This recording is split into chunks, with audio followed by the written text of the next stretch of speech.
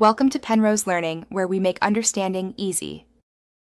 You already have a sticky note with failing adhesive. Start now.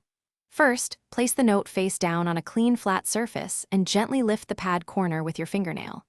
Once done, use a dampened cotton swab with a 1:1 mix of white vinegar and water to loosen hardened glue.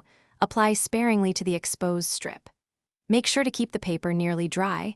You only want to soften residue, not saturate the sheet. This quick prep preserves paper while revealing the original glue strip.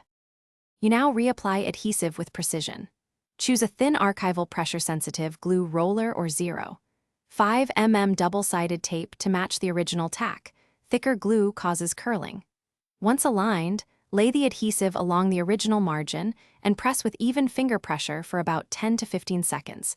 This ensures bond without warping. If using liquid adhesive, use a micro applicator and a hair dryer on low to set it quickly. Make sure you're finishing up. Place the pad under a lightweight book for 1 to 2 hours so the adhesive bonds uniformly.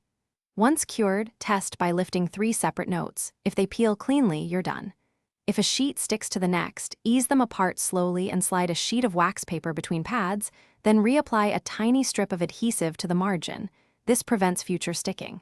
If edges still curl, press again under weight. This final check saves repeated failures. Thanks for watching. If this was helpful, leave a like and consider subscribing. See you next time.